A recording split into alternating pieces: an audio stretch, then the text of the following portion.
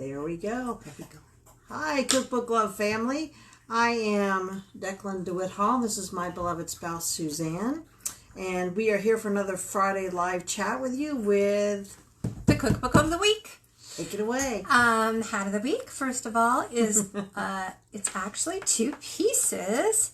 This net is separate, but it's the same color, and I got them together, so I'm assuming they go together. The net has these little balls, little fluff balls, so it's rather jaunty. And the hat itself are these little layers of chiffon kind of folded. There is a Union label, I think it is, Union Made label in the back. So that's our little hat of the week. I've got on a little vintage necklace to go with it. Quite festive. And our cookbook of the week is this little guy. It's called The How to Keep Him After You Caught Him Cookbook. And it's a hardcover. I want to show you. We don't have the dust cover. Oh, it's all burned out, so I don't think you can really see it. Maybe we'll put a picture on later. Let's see if we get close. No, well, it's got this groovy guy. I'll tip it so you can see his tie. If you have dust covers for old books, don't be tempted to throw them away. Save them because they're part of the unique character of the book. Mm-hmm. So this is this little guy. It was published in 1968. Yes, and it was written by two women, and their names are Jinx Cragen and Judy Perry. They previously wrote a book called Saucepans and the Single Girl. Did you find anything out about that book? I didn't find out about that book, but it seemed well loved. Yeah, so it's very sassy and very funny, which you can imagine based on the title, which again is The How to Keep Him, and in parentheses, After You Caught Him Cookbook. So it is pretty funny. Let me show you some of these illustrations. Each chapter starts with an illustration. This chapter is the first one. It's called Saucepans and Spouses, and it's all about the different kinds of guys you might have found yourself with and married. Like the man in a Brooks Brothers suit. He's apparently a businessman. There's the man's man, which I think is pretty straightforward. There's the man in a garret, so apparently just sort of a poor fellow. Lover with a Leica, so he's the creative type. What did this say? This was pretty funny. Yeah, he's like a journalist or photographer, creative type. The man in the gray flannel lederhosen. Wow. So he says you married a bon vivant, a world traveler, a real live jet setter. So yeah, gray flannel lederhosen. The man with a million. So you bagged yourself a rich guy. Oh, you better cook good then.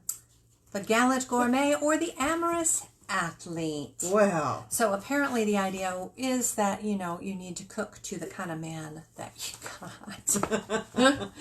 The second chapter is Rekindling the Flame. They jumped right to the idea that you're having problems and might need to rekindle something. But check out these black and white line drawings. They're kind of hilarious. And they strike me as being more 1970s in tone. So I wonder if this was really trendy for its day, or if the sort of mod thing kicked in earlier in the 60s than I thought. I always pictured them as being a 70s thing. So this is Rekindling the Flame. These days, a new bride hardly has time to shake the rice out of her peignoir before being inundated with advice about how to keep the magic in marriage. It has been our experience that the magic begins to dwindle noticeably the day he catches you doing your thigh slap exercises. Oh, Lord. What the heck is a thigh slap exercise? I don't know. Or when it's time to take the garbage out. At these junctures, neither mink eyelashes nor vinyl miniskirts are going to rekindle his interest. Mink eyelashes? I didn't realize that also was a product. I wonder how much it cost. If it's like the edible gold, It could be. Let's see. Mid-season slump and all kinds of craziness. So some of the recipes, one of the recipes under this section about rekindling romance is called Eve's Toast. And it sounds interesting, actually. It sounds kind of tasty because I love all things orange. And this is... I like toast. If it's Eve, you'd think that they would use apples. An apple. That's what I was thinking. It'd be an apple on toast. Because of the myth of... Is it even toast? It's French toast, basically, but it uses oranges and honey, and you put orange juice in with the batter? custard. Yep. Oh. And then you have these sweetened orange pieces on top. Wow. So it sounds rather delicious. It does. And apparently it's supposed to liven their old romance back up, back into the... this section in a Coddling the Poor Dear chapter, it's called Buttering Him Up. And it's got recipes for popcorn. It says nauseous to keep him happy while he's watching the Packers score a field goal or perusing a heady issue of Playboy. Wow. But here's the first popcorn recipe. Chop the contents of a jar of dried beef and dump into a frying pan with a quarter cup butter. Pour the beef and butter over 8 cups of popcorn and serve immediately. The beef and butter? Dried beef. Sort of sizzled and then poured over popcorn. I guess that's He-Man popcorn. Oh, I just want butter. Plain old butter? Butter and salt. Maybe some cheese or something. Cheese sounds pretty good. Yeah. This section is called Gingham Dogs and Calico Cats. There's the illustration.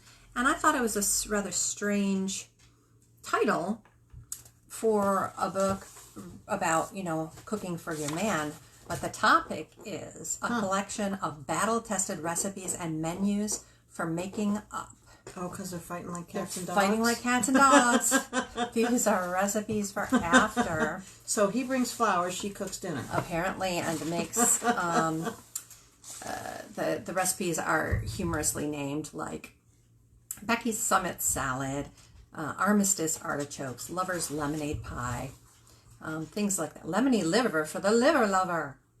So maybe you only make liver because you don't really like it, but if you're making up, then you make it. Do you think these recipes are popular to the year that these cookbooks are printed? They're more so. Here, this recipe, this section is called Party Politics. So there's a little party illustration. And yeah, what did you find out about this cookbook and these authors? Jinx Cragen is very interesting.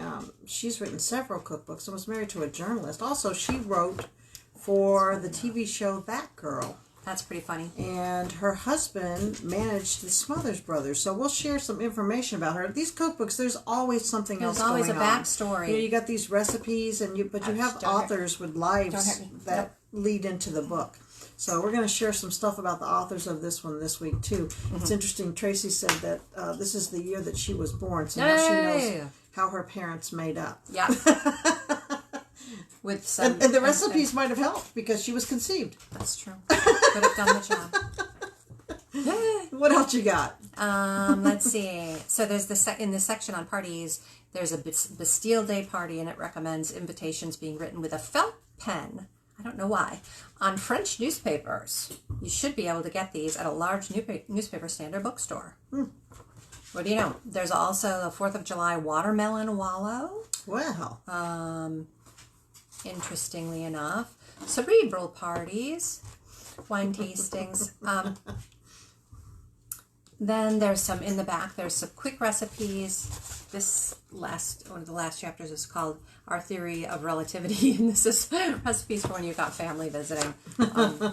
There's a nice index in the back for looking up various ingredients or recipes, and it's going to be a fun read with lots of wit and laughter, I think, in this. Well, when we were packing up cookbooks, I packed up one of these with the dust cover. You'll be happy to know. I did not know that. So we have 2 of these. Because we had a banner day at the thrift stores this midweek. We took a break. And we found a bunch of great stuff. So this was one of them, but I didn't realize we already had one. Yeah.